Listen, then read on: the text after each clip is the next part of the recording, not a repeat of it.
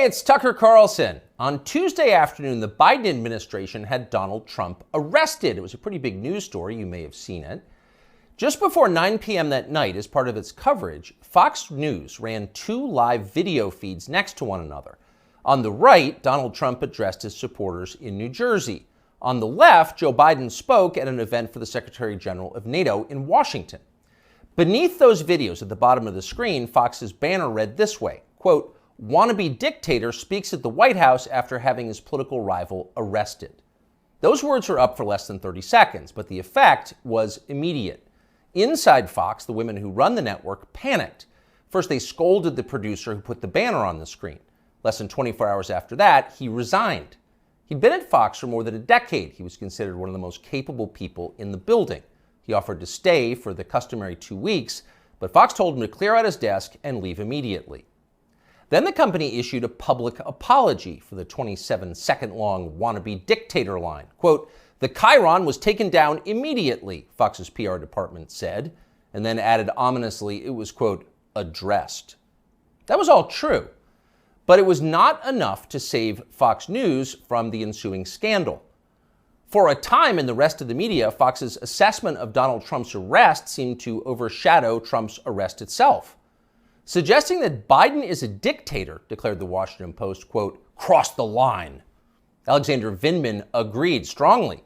Vindman is the perennial MSNBC guest and full-time Ukraine promoter you may remember from Russiagate. On Twitter, he demanded that the Pentagon pull Fox News from all military bases.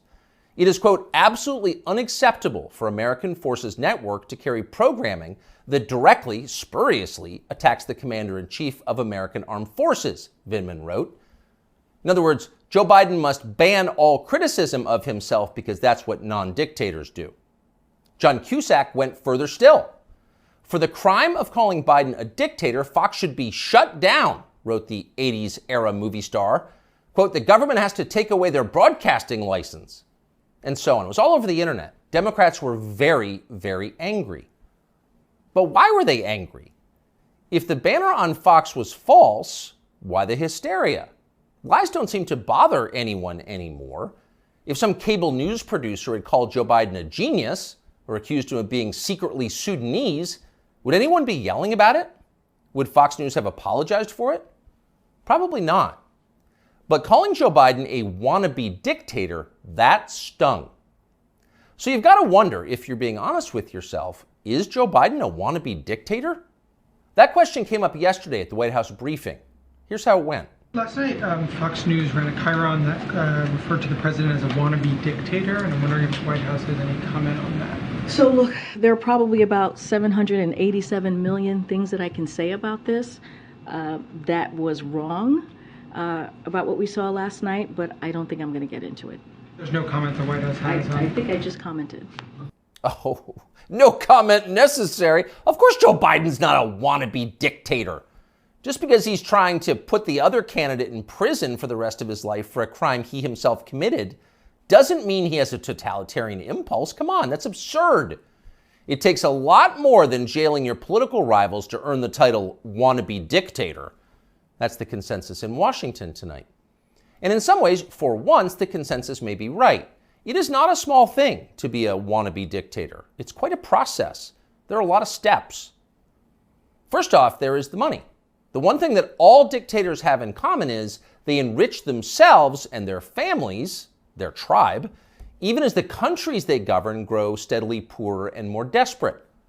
They take kickbacks from businesses and from other dictators. They use the official functions of their government to funnel cash to themselves. They don't bother to hide the fruits of this. They live in garish mansions with big lawns, far from the teeming cities, even as their own citizens languish in growing poverty, in some cases literally living in tents on the street. So they don't really hide it, it's all pretty blatant. And ordinary people resent it. Of course they do, and wannabe dictators know they resent it, but they don't care. There's nothing the population can do about it in a dictatorship. It's no longer possible to fight injustice in a system like that. People can't gather in large numbers to protest the rule of the dictator. If they try that, they'll be arrested by his state security services, even years after the fact. A visit from men in body armor at the breakfast table. That happens. And if citizens persist in believing they can gather in groups to protest, they may be shot to death, a bullet to the throat. And then, just to make the humiliation complete, to make the lesson gin clear to everyone else watching, their relatives can be arrested for daring to complain that their children were killed for complaining. That actually happens in some places. Ask Ashley Babbitt's mother. Here she is in handcuffs. You're arresting Ashley Babbitt's mother. You murdered her inside the Capitol, now you're going to arrest her? Come out of there. 101, have a transport response.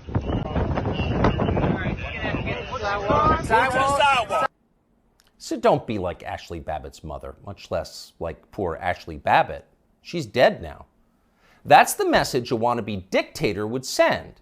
And by the way, it's not just public protest that would be banned in a dictatorship. You wouldn't be allowed to complain from your own home. Unauthorized opinions expressed on the internet would be censored. Go too far, press too deep, tell too much truth, and they'll just erase your opinions. They have no choice, really. It's a matter, as they say, of trust and safety. You must trust the leader, or else you will jeopardize his safety. Not that you really can jeopardize his safety at this point. The leader has nuclear weapons, and you don't. He'll remind you of that from time to time. And in any case, you're in the process of being disarmed anyway, along with everyone else who has shown questionable loyalty to the leader. Those who support the regime can keep their weapons and use them freely, including on public transportation. That's a core civil right for them. But for those who dissent from the program, self-defense is an unaffordable privilege. Turn in your guns, Mr. and Mrs. Peaceful Opposition. You're a danger to society, and we know who you are. And in fact, the wannabe dictator does know who they are because he knows everything. Technology has made him all-seeing. A report in Wired magazine just this week revealed that the highly non-dictatorial Biden administration is busy tracking the phones of millions of Americans without their knowledge and without bothering to get a warrant. And at the same time, the same non-dictatorial administration is stockpiling a massive trove of damaging information about these same Americans, to be used at some point, we are sure, for entirely noble purposes. So the administration now knows everything: where you spend your days, who you talk to, what you think, your porn habits. Not a big deal. The administration already knows what you buy, of course, because they've leaned on the big banks to turn over your confidential credit card information. Not because anyone here is a wannabe dictator, to be clear, but just because. It's nice to have that information, just in case, in the words of the Fox News PR department, a situation arises that needs to be, quote, addressed. It's all totally normal. It's not a dictatorship, okay? But in the end, the main reason you know Joe Biden is not a wannabe dictator is because he just does not fit the profile as a man. Dictators have that look. You know one when you see one. Dictators build cults of personality around themselves, and they use those cults to deny the glaringly obvious. In his later years, to name just one example, North Korean dictator Kim Il-sung developed an enormous baseball-sized tumor on the back of his neck. It was huge. It was grotesque. It was right there. You couldn't ignore it. You couldn't possibly not see it. But in North Korea, state media did ignore it. They pretended it didn't exist. And so, in some important sense, it didn't. If a tumor grows on a neck but no one acknowledges it, is it really there? Thankfully, nothing like that is happening in our country or ever will. If Joe Biden ever developed some profound physical or medical problem that was obvious to everybody, journalists would say something. This is not North Korea. We don't have state media here. If Joe Biden was, say, incapable of completing a full sentence, or mistook his sister for his wife, or suddenly started falling down in public for no reason, the New York Times would report on that and then get to the bottom of what was actually happening. That would be its duty in a free country like ours. It's not like they would cover it up. The very idea of a cover-up sounds like a conspiracy theory, a dangerous one, actually, so stop it. And by the way, if Joe Biden was a wannabe dictator, he'd have the family to match. All dictators do. Saddam Hussein had Uday and Qusay. They were princelings who lived above the law, indulging their most decadent fantasies with total confidence they would be never held to account by the police. As the sons of a dictator, they knew they could do exactly what they wanted, and so that's what they did. There's no one like that around Joe Biden. He doesn't have weird sex scandals at the heart of his family that no one in the media will ever talk about. He doesn't have a ne'er-do-well former nightclub-owning brother who's made a living for 30 years by being related to him. Not at all. That's dictator stuff. Joe Biden doesn't award ridiculous inflated titles to his relatives that the media are then required to take seriously. He doesn't call people doctor who didn't go to medical school and then force you to nod along like it's real when everyone knows it isn't. Nicolae Ceausescu did that with his wife Elena. Joe Biden would never do that. Nor does Joe Biden dress like a dictator. He doesn't do photo ops in mirrored sunglasses driving a sports car to convince you that he isn't frail and senile, but instead powerful, virile, and wise. That's just not his style. If Joe Biden was a dictator, he'd be wearing epaulets and carrying a tasseled riding crop, and he isn't yet, so calm down. If he was a dictator, Biden's speeches would look like Nuremberg rallies, a blood-red backdrop, armed soldiers by his side, screaming about crushing his eternal enemies. Honestly, Biden did come close to that one time last September at a speech in Philadelphia, but it wasn't in any sense dictatory. It was necessary. As MSNBC assured us at the time, quote, Biden aimed to showcase his faith in the military apparatus and its ability to back the democratic order. See, it was about democracy, not dictatorship. No cause for alarm. He is not a dictator. A dictator would stockpile ammunition for his own bureaucrats, including his tax collectors. He'd redefine the legal code to make disloyalty to the regime the most serious crime. He'd claim dominion over the most intimate parts of his citizens' lives. He'd define what attitudes they were allowed to have about sex and religion and how to raise their families. He would even, in his final grandiose stage of dictatorship, claim ownership of their children. And Joe Biden wouldn't do that. And to prove he would never do that, Biden just this week released this video. These are our kids. These are our neighbors. Not somebody else's kids, they're all our kids.